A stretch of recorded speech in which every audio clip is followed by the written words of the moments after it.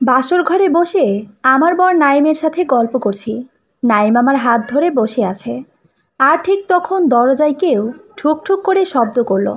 নাইম উঠে গিয়ে দরজা খুলে দিতেই ঘরে এসে প্রবেশ করলেন আমার শাশুড়ি।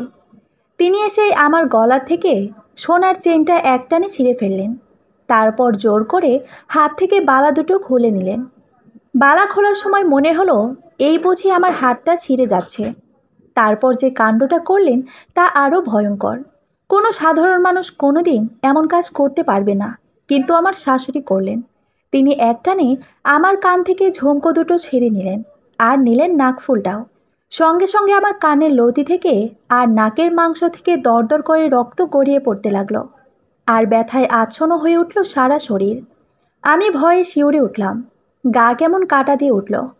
মুহূর্তের রক্তে আমার শাড়িখানা ভিজে উঠল, আর বিছানায় বিছানো গোলাপি চাদর সাদা গোলাপ ভিজে লাল টুকটুকে হয়ে গেল। আমি ভয়ার্তক চোখে আমার শাশুড়ির দিকে তাকালাম। তার ঠোঁটে দুষ্ট হাসি। ওপাশে নাইম কাঠ হয়ে দাঁড়িয়ে আছে। তার শরীরও কেমন থরথর করে কাঁপছে। আমি এবার অসহায়ের মতো হাউমাউ করে কেঁদেই উঠলাম। আমার শাশুড়ি তখন আমায় ধমকে উঠলেন। ধমকে উঠে বললেন, চুপ, একদম চুপ। গলা বাড়াইলে গড়াও সিরা ফালবাম টান মায়রা। আমি চাপা কান্নার গলায় বললাম, আপনি আমার সাথে এমন করছেন কেন? আমার শাশুড়ি তখন বললেন, প্রতিশোধ নিচ্ছি, প্রতিশোধ। তোর বাবা আজহার মাস্টারের সাথে আমার বিয়ে ঠিক ছিল, কিন্তু তোর মা ছলে বলে তাকে নিয়ে পালিয়েছিল। সেই বিয়ে ভাঙার কত কষ্ট ছিল তা আমি কাউরে বোঝাইতে পারবো না। কত অপমান আমার হয়েছিল তাও বোঝাতে পারবো না। আমি দুটো বছর ঘরের ভেতর দম বন্ধ হয়ে পড়েছিলাম। ঘর থেকে বের হতে পারিনি লজ্জায়।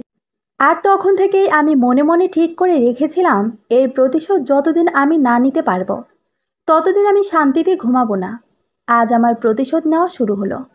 শাশুড়ির কথাগুলো শুনে আমার মাথা কেমন ভন ভন করে ঘুরতে লাগলো। ইনি কী সব কথা বলছেন? আমার মা তো এমন নন। তিনি কখনোই তো এমন নিকৃষ্ট কাজ করতে পারেন না। কান আর নাকের ব্যথা আমায় পাগল বানিয়ে তুলছে। আমি সহ্য করতে না পেরে আবার কাঁদছি, কিন্তু ভয়ে চুপি চুপি কাঁদছি। নাইম এবার তার মাকে আস্তে করে বলল, আম্মা যাও তো এবার, হয়েছে তো। একজন মানুষের সাথে কিভাবে আরেকজন মানুষ এমন হিংস্রতা দেখায়?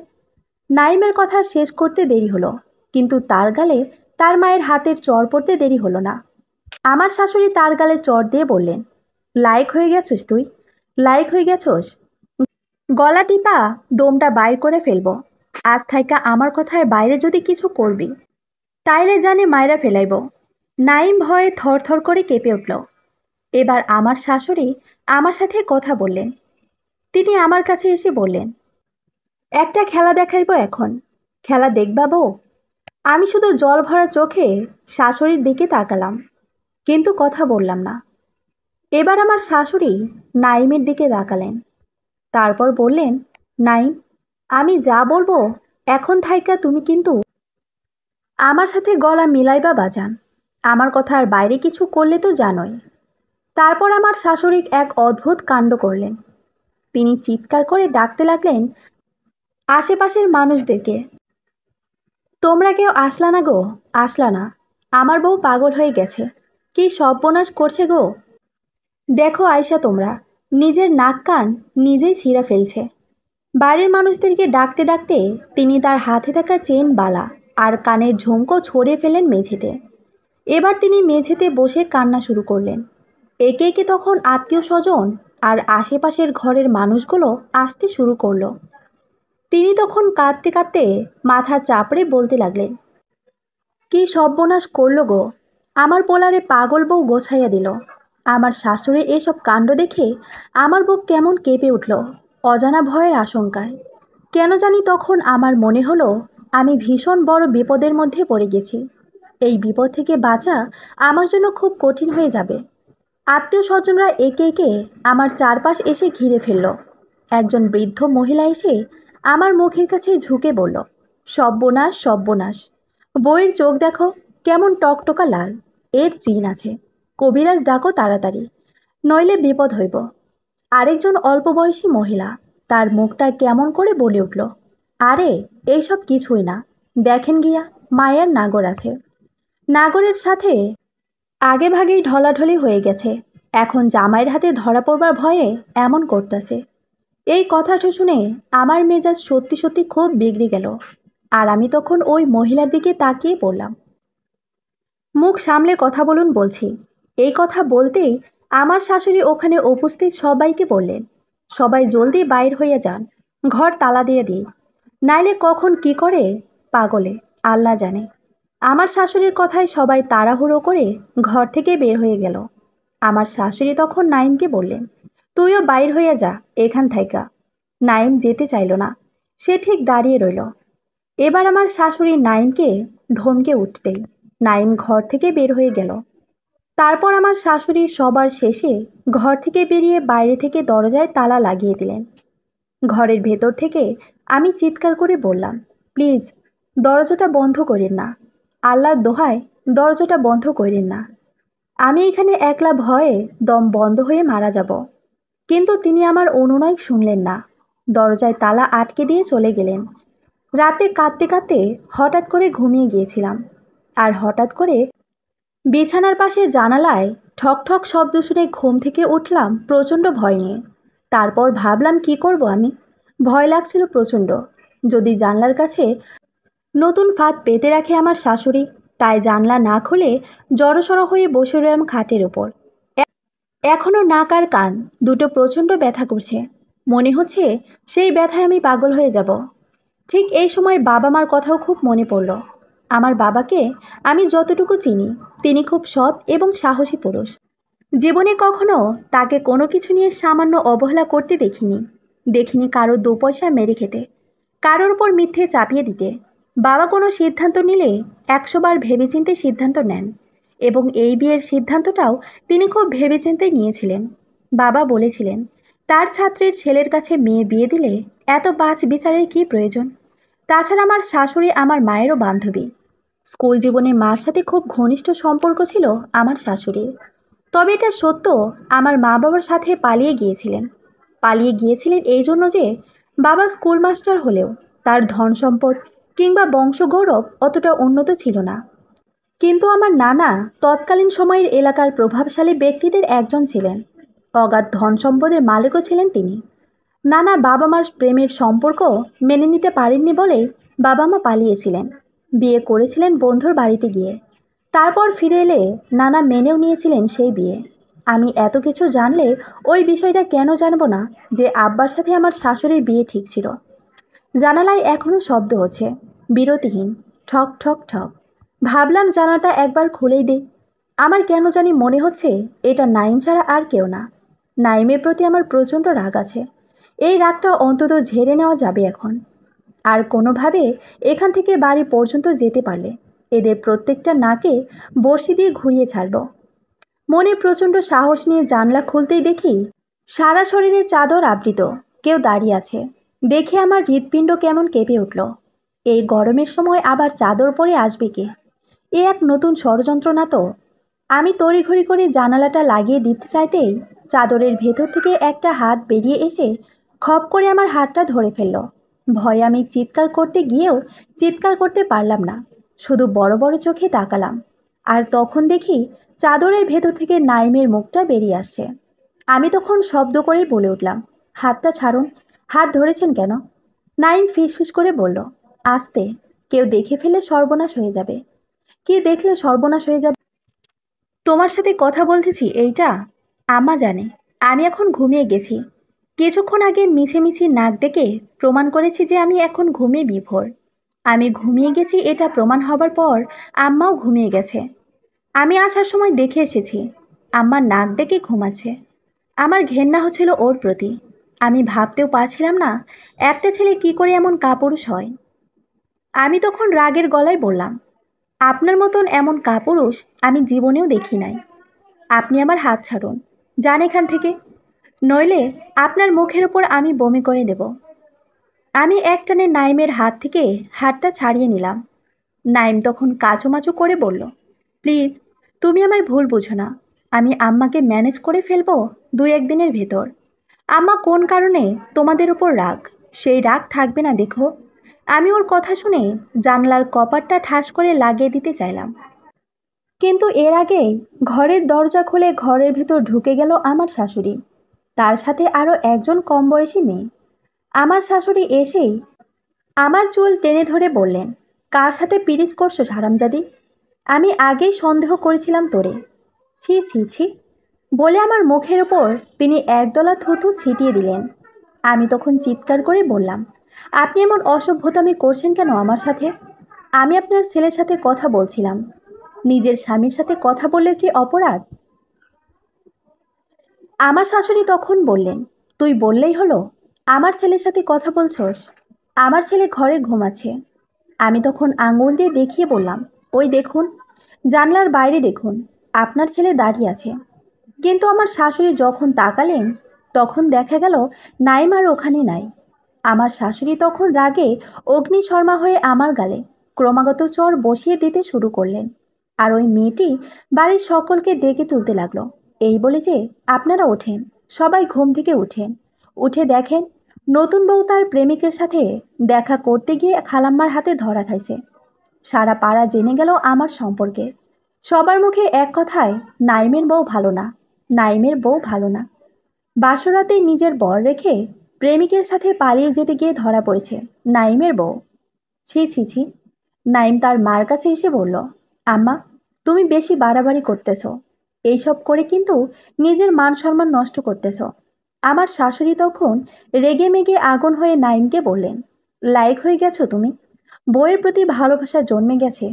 যে মা তোমারে জন্ম দিছে তারে ভুইলা এখন বউয়ের সাফাই গাও, আমারে মান সম্মান শেখাও। নাইম এবার ধীরে সুস্থে তার মাকে বলল, আম্মা, তুমি প্রতিশোধের আগুনে কাণ্ডজ্ঞানহীন হয়ে পড়েছ। আর প্রতিশোধ তুমি কার থেকে নিচ্ছ? মীরার কি অপরাধ এখানে? ভুল করলে তার বাবা মা করেছে, সাহস এবং শক্তি থাকলে তার বাবা মাকে শাস্তি দাও, কথা শোনাও। নাইমের মা ছেলের এমন প্রতিবাদী কণ্ঠ শুনে খুব একটা অবাক হলেন না, বরং ঠোঁটের কোণে দুষ্ট এক চিলতে হাসি নিয়ে বললেন, জানাবো, ওর মাকে এক্ষুনি জানাবো, জানাবো কেমন পতিতা মেয়ে জন্ম দিয়েছে সে এই কথা। আমার কথা শোনার পর ওর মা গলায় দড়িয়ে দিতে পারে লজ্জায়। নাইমের মায়ের কথাগুলো শুনে লজ্জায়, ঘৃণায়, দুঃখে আমার চোখ থেকে টপ টপ করে জল গড়িয়ে পড়ছে। আমার প্রতিবাদ করার ইচ্ছে হলেও প্রতিবাদ করছি না। প্রতিবাদ করছি না এই জন্য যে আমি এখানে মুখ খুলেই এখানে জমায়েত লোকেরা আমাকেই দোষ দেবে। আমি যতই সত্য বলি তারা কখনো আমার সত্য তাদের কানে তুলবে না। কিন্তু নাইমের প্রতিবাদ আমার ভালো লাগছে। গতরাতে যে কাপুরুষ নাইমকে আমি দেখেছিলাম, সেই নাইম আর এই নাইমের মধ্যে অনেক পার্থক্য। নাইম এবার তার মাকে বলল, তুমি মিথ্যে করে মীরাকে দোষছ। গতকাল আমি জানালা দিয়ে মীরার সাথে কথা বলছিলাম। নাইমের মা মুখ ভেঙচিয়ে বললেন, বললেই হলো, আমি দেখেছি তুই নাক ডেকে ঘুমাচ্ছিস, এখন বউকে বাঁচানোর জন্য মিথ্যে বলছিস। নাইম তখন শব্দ করে হেসে বলল, আম্মা, তুমি না মা, মা কি করে সন্তানকে এমন নিকৃষ্ট আদেশ নিষেধ করে? ওই যে গতকাল আমার বাসর ছিল, সেই বাসরকে তুমি রক্তাক্ত করেছ। নিজের পুত্রবধূর নামে মিথ্যা কুৎসা রটাচ্ছ। পুত্রকে নিষেধ করেছ স্ত্রীর কাছে যেতে। তোমার কথা মেনেই আমি বাসর থেকে বেরিয়ে এসেছিলাম, কিন্তু আসার পর মনে হলো আমি ঠিক করিনি, আমি ভুল করছি। বাবা মার সৎ আদেশ মানা যাবে, কিন্তু অসৎ আদেশ মানলে উল্টা পাপ হবে, এটাই ভেবে আমি লুকিয়ে ওর সাথে দেখা করতে গিয়েছিলাম। তুমি কিন্তু তা জানো যে আমি লুকিয়ে মীরের সাথে দেখা করতে গিয়েছি। জানার পরেও তোমার প্রতিশোধের আগুনে ওকে জ্বালানোর উদ্দেশ্যে তুমি মিথ্যে বলছো। তোমার পুত্র এবং পুত্রবধূর উপর মিথ্যে অপবাদ তুলছ। নাইমের মা তখন জড়সড় করে কেঁদে ফেললেন। কাঁদতে কাঁদতে তিনি বললেন, দেখেছো গো, তোমরা দেখেছো, এই আমার কপাল। নিজের ছেলের ঘরে বউ এনেই মাকে কীরকম অপমান করছে। সবাই তখন হইচই শুরু করলো। তাদের মূল কথা একটাই, ছেলে বউভক্ত হয়ে গেছে। আর ওই মেয়েটি এসে নাইমের মায়ের গলা জড়িয়ে ধরে আহাজারি শুরু করলো। নাইম তখন তাকে ধমকে দিয়ে বলল, তুই হলি বড় ডাইনি, তুই আমার কানে মন্ত্রণা দিচ্ছিস। মেয়েটি তখন মুখ ঝামটি দিয়ে বলল, আমি কোন দোষে মন্ত্রণা দিতে যাব? তোকে বিয়ে করিনি এই জন্য? আমি তোকে চিনি না, তুই যে কত বদ। বিয়ের আগে তুই যখন আমায় প্রেমের প্রস্তাব দিয়েছিলি, আর আমি যখন না করলাম, তখন তুই এর প্রতিশোধ নিতে কি করেছিলি মনে নাই? আমার বোনের মতো বান্ধবীর সাথে আমি নোংরা কি করেছি তুই মানুষের কাছে বলে বেড়াসনি? মেয়েটি তখন একেবারে চুপ মেরে গেল, কিন্তু মুখ হলো মেয়েটির খালা, অর্থাৎ আমার শাশুড়ি। তিনি বললেন, বাজে কথা বন্ধ করো, আর আমার সামনে থেকে এক্ষুনি চলে যা বলছি। নাইম বলল, চলে তো যাবই, কিন্তু এখন না। যাওয়ার আগে আমি মীরার বাবা মাকে ফোন করে এখানে নিয়ে আসব। তারপর তোমার শোধ তুমি তাদের কাছ থেকে নিবে আর মীরাকে মুক্তি দিবে। নাইমের মা ছেলের অত বড় সাহসী কথা হয়তো মেনে নিতে পারেননি, তাই তিনি নাইমের গালে একটা চড় বসিয়ে বললেন, আমার কথার বাইরে আরেকটা কথা বলে তোর জিহ্বা কেটে ফেলবো বেতক। তুই ফোন করতে পারবি না, ফোন করব আমি। বলে নাইমের মা তার বুকের গোপন জায়গা থেকে মোবাইল ফোন বের করলেন। তারপর বাবার ফোনে কল দিয়ে বললেন, ছি ছি ছি, বিআই সাহেব, আপনার মেয়ে তো আপনার সাথে সাথে আমারও জাতকুল ডুবাইল। বাবা ওপাশ থেকে অস্থির হয়ে জিজ্ঞেস করলেন, কি হয়েছে বেআইন, কি করেছে মীরা? নাইমের মা তার কণ্ঠ নামিয়ে এনে বললেন, বলতেও তো লজ্জা লাগে, কিন্তু না বললেও যে হয় না বেআই। আপনার মেয়ে আরেক ছেলের সাথে সম্পর্ক আছে। গতকাল রাতে আমার ছেলের ঘুমে রাইখা সে তার ওই প্রেমিকের সাথে দেখা করার সময় আমার হাতে নাতে ধরা পড়ছে। নাইমের মায়ের কথা শুনে আমার কান কেমন যেন স্তব্ধ হয়ে এলো। মনে হলো মিথ্যের কোন রাজ্যে এসে আটকে গেছি আমি। বাবা ও পাশ থেকে চুপ হয়ে গেছেন কেন জানি। হয়তোবা এমন নোংরা একটা কথা নিজ মেয়ের সম্পর্কে শুনবেন তা তিনি কল্পনাও করেননি।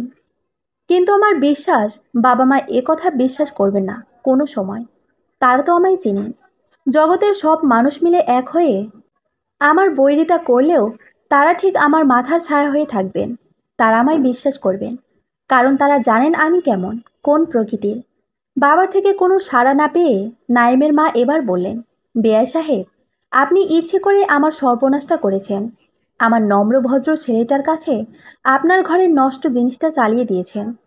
আমি জানি আপনাকে এসব বলে কোনো লাভ নাই, কারণ আপনি শুনেও না শোনার ভান করে থাকবেন। বেয়াই, নিজে যখন শিক্ষক ছিলেন তখন তো খুব গলা বড় করে নৈতিক শিক্ষা দিতেন। এখন তো দেখি নিজের ঘরে অনৈতিকতার কোম্পানি। কথাগুলো একদমই বলে হি হি করে হেসে উঠলেন নাইমের মা। বাবা ওপাশ থেকে শুধু একটা লম্বা দীর্ঘশ্বাস ছাড়লেন, কিন্তু কথা বললেন না। নাইমের মা এবার বললেন, বিয়ানের কাছে একটু ফোনটা দেন, দুইটা কথা বলি। বাবা মার কাছে ফোন দিলেন। এবার নাইমের মা মাকে বললেন, বান্ধবী, বিরাট তো গর্ভকর্তা জামাই নেয়া। তোমার মাস্টার জামাই পবিত্র, তোমার সংসার পবিত্র। পবিত্র জামাইয়ের সাথে মিলামেশা কইরা তাইলে অপবিত্র সন্তান জন্ম দিলা কেন? মা বোধহয় বেশ অবাক হয়েছেন। তিনি কথার প্যাচগোছ না বুঝে সরাসরি বললেন, কি হয়েছে মিনা? কোনো সমস্যা হয়েছে? মীরা কোনো বেয়াদবি করেছে? না না, বেয়াদবি করে নাই। শুধু বাসর রাইতে নিজের জামাইরে ঘুমের ওষুধ খাইয়ে ঘুম পাতাইয়া রাইখা পুরান প্রেমিকের সাথে। কথাটা শেষ করতে পারলেন না নাইমের মা। তার আগেই নাইম তার মায়ের হাত থেকে ফোন কেড়ে নিয়ে সে মাকে বলল, শুনুন, আমার মা আপনাদের কাছে সব সত্য বলেনি, বানিয়ে বলছে। আপনারা আজকেই আসুন প্লিজ, নয়তো সমস্যা হবে আপনাদের মেয়ের। ওপাশ থেকে মা আর কথা বলার সময় পাননি। তার আগেই নাইমের কাছ থেকে ফোন কেড়ে নিল তার মা। তারপর ওর কলার ধরে টেনে বারান্দার বাইরে এনে উঠোনে ধাক্কা দিয়ে ফেলে দিয়ে বলল, যা, তুই এ বাড়ি থেকে বের হয়ে যা। আজ থেকে তুই আমার সন্তান না। যা, ভাগ, বউ নিয়ে ভাগ। যাও যাও, তুমিও সাথে যাও, বাইর হও আমার ঘর থাইকা। নাইমের সাথে আমাকেও বাড়ি থেকে বের হয়ে যেতে বললেন তার মা।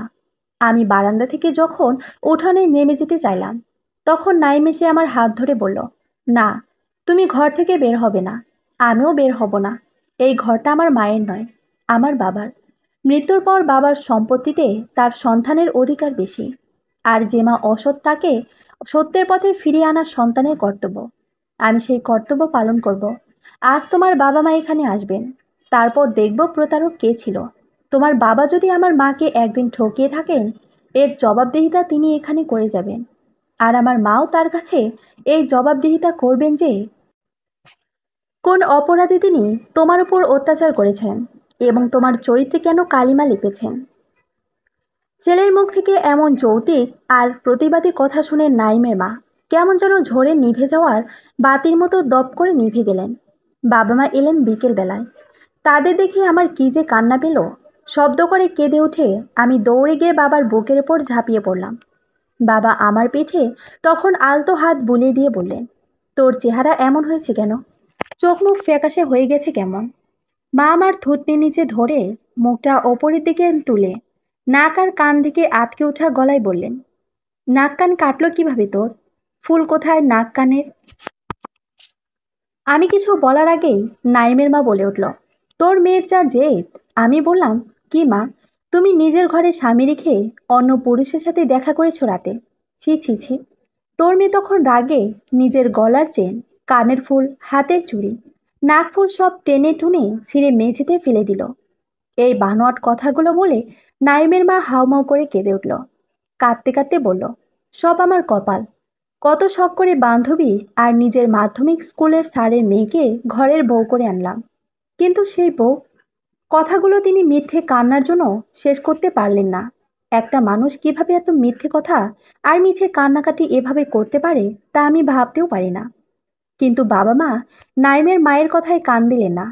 বাবা আমাকে বুকের ওপর জড়িয়ে ধরে রেখেই বললেন, নাইম কোথায়? নাইমের মা বললেন, বাজারে গেছে। আপনারা আসবেন শুনে বাজার করতে গেছে।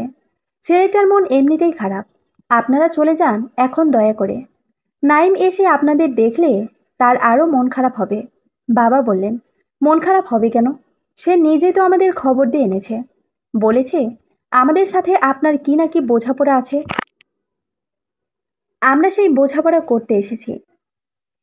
নাইমের মা বাবার মুখ থেকে এই কথা শুনে মুখ কেমন কালো করে ফেলল আর কপাল কুঁচকে এখান থেকে ভেতরের ঘরের দিকে চলে গেল।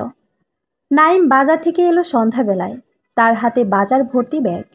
সে এসে আমার হাতে বাজারের ব্যাগ দিয়ে বলল, তুমি রান্না করো, আমি মা বাবার সাথে কথা বলি। আমি তার হাত থেকে ব্যাগ নিয়ে রান্নাঘরে চলে গেলাম। নাইম ততক্ষণে বাবা মার সাথে কুশল বিনিময় করে আশেপাশের কবারের লোক আর আত্মীয় স্বজন যারা গতরাত এসে শুনেছিল আমার শাশুড়ির কাছে আমি দোষী তাদের ডেকে আনলো। তারপর সকলকে উঠোনে চেয়ার পাটিতে বসতে দিল। এবার বাবা মা আর আমার শাশুড়িকে একপাশে বসিয়ে আমায় ডাকলো। আমি এসে নাইমের পাশে দাঁড়ালাম। নাইম এবার বলল, আমার মায়ের একটা পুরনো জেদ আছে আমার শ্বশুর শাশুড়ির ওপর। ছলে বলে এই পুরনো জেদের শিকারী করেছেন তিনি আমার স্ত্রীকে। এর জন্য গতরাতে তিনি মীরার ওপর অত্যাচার করেছেন, তার কান এবং নাক ছিঁড়ে ফেলেছেন। সে যাই হোক, এবার আমার মা আপনাদের সামনে বলবেন কি এমন শক্ত জেদ ছিল আমার শ্বশুর শাশুড়ির ওপর, যার জন্য তিনি মীরার সাথে এমন অসভ্যতামি করেছেন। আম্মা বলল, নাইম তার মাকে খুলে বলতে বলল বাবার প্রতি তার কি জেদ। কিন্তু নাইমের মা এখন কথা বলতে পারছেন না, কেমন আমতা আমতা করছেন। নাইম এবার জোর গলায় বলল, বলো না কেন? নাকি আমি বলবো? নাইমের মা এবার কাঁপা কাঁপা গলায় বললেন, নাইম, তুই বাড়াবাড়ি করছিস। মানুষের সামনে নিজের মাকেও অপমান করছিস। তোর বউ তোকে জাদু করেছে, এর জন্য তুই এমন করছিস। নাইম তখন হো হো করে হেসে উঠল। তারপর হাসি থামিয়ে বলল, আমাকে কেউ জাদু করেনি, আমি সত্যিটা বলছি, সবাই শুনুন। আর বাবা মা, আপনারা আরো মনোযোগ দিয়ে শুনুন। আমার মায়ের মাধ্যমিক স্কুলের স্যার ছিলেন আমার শ্বশুর, আর আমার শাশুড়ি ছিলেন আমার মায়ের বান্ধবী। স্যারের সাথে নাকি আমার মায়ের বিয়ে ঠিক হয়েছিল, দিন তারিখ পর্যন্ত ধার্য করা ছিল। কিন্তু সেই বিয়ে না করে আমার শ্বশুর আমার শাশুড়ি অর্থাৎ আমার বান্ধবীকে নিয়ে পালিয়ে যান। তারপর নাইম খানিক সময় চুপ করে রইল। চুপ করে থাকার পর বাবার দিকে তাকিয়ে বলল, আম্মা যা বলল তা কি সত্যি?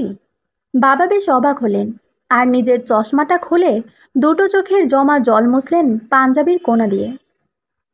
তারপর ভেজা গলায় বললেন, কি বলবো বলো বাবা, তোমার মা আমার স্টুডেন্ট ছিল, আমার স্ত্রী বান্ধবী ছিল।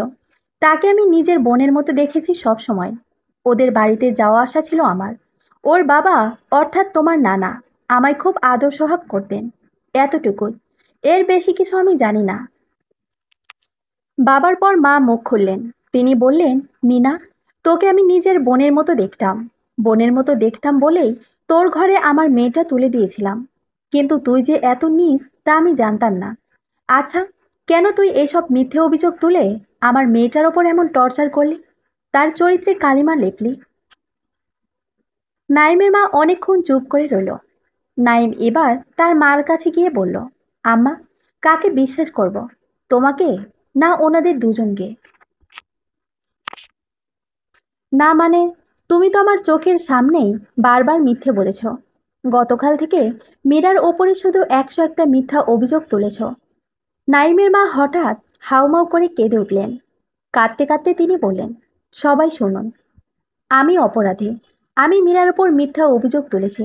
মিথ্যা অভিযোগ তুলেছি এই জন্য যে আমি তার বাবার কাছ থেকে ভালোবাসা পাইনি। আমি তার বাবাকে মনে মনে পছন্দ করতাম, বলতেও চেয়েছিলাম সেই কথা তার বাবার কাছে, কিন্তু বলার আগেই দেখি মীরার মায়ের সাথে তার সম্পর্ক হয়ে গেছে। তখন মনে মনে খুব আঘাত পাই আমি। তারপরেও আশা ছিলাম যদি ওনার সাথে আমার বিয়েটা হয়ে যায়, কিন্তু আমার ভাগ্য ভালো না। বিয়ের আলাপ দেওয়ার আগেই মীরার মায়ের সাথে তিনি পালালেন।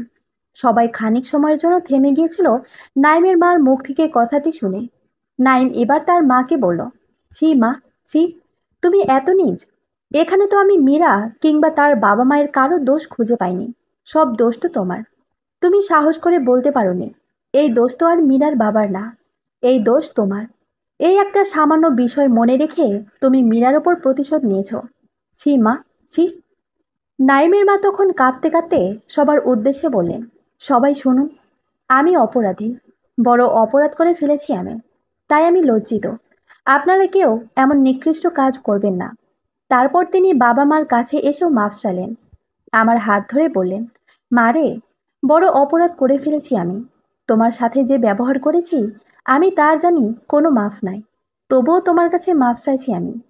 কথাগুলো বলে জড়সড় করে কেঁদে উঠলেন তিনি। আমি ভাবলাম এখন তাকে মাফ করে দেওয়া যায়। যে ভুল করে সঠিক পথে ফিরে আসতে চায় তাকে বাধা দিতে নেই। কিন্তু আমাকে কিছু বলার সুযোগ না দিয়ে নাইম বলল, যাও মীরা, ঘরে যাও, ব্যাগ গোছাও, আমরা আজ রাতেই ঢাকা চলে যাব। নাইম আবার সকল সমবেত লোকেদের দিকে তাকিয়ে বলল, আমার মায়ের দিকে তাকিয়ে আপনারা দেখুন, কারো প্রতি মিথ্যা অবিচার আর শত্রুতা পোষণ করে শেষ পর্যন্ত সফল হওয়া যায় না, বরং পরাজিতই হতে হয়। সবাই এককণ্ঠ হয়ে তখন বলল, ঠিক বলেছ, তুমি ঠিকই বলেছ। নাইমের সাথে ঢাকায় যেতে আমি নারাজ ছিলাম। আমার শাশুড়ির জন্য আমার খুব মন খারাপ লাগছিল। আমি নাইমকে বলেছিলাম, শুনুন, আমরা বাড়িতেই থাকি। আম্মা তো তার ভুল বুঝতে পেরেছেনই।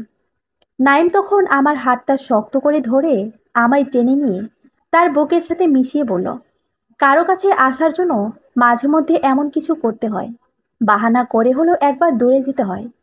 দূরে যাওয়া মানেই শুধু ছেড়ে যাওয়া নয়, দূরে যাওয়া মানে আবার ফিরে আসবো এমন একটি কথা উজ্জ্বলভাবে বলে যাওয়া। নাইমের মুখ থেকে এমন একটি কথা শোনার পর আমার মনে হলো জীবনটা এতটাও খারাপ নয়। মানুষের সুখ দুঃখ নিয়েই তো জীবন। নাইম আমার সুখ। যেই শোক সেদিন আমার খোলা জানালা দিয়ে ঘরে এসেছিল, সেই শোক আবার খোলা জানালা দিয়েই টুপ করে মিলিয়ে গেল। তারপর এলো ঘর ভর্তি সুখ। এটাই জীবন, মানুষের জীবন, জীবনের একটি অংশের গল্প। সমাপ্ত। ধন্যবাদ সবাইকে। গল্পটি কেমন লাগলো অবশ্যই জানাবেন।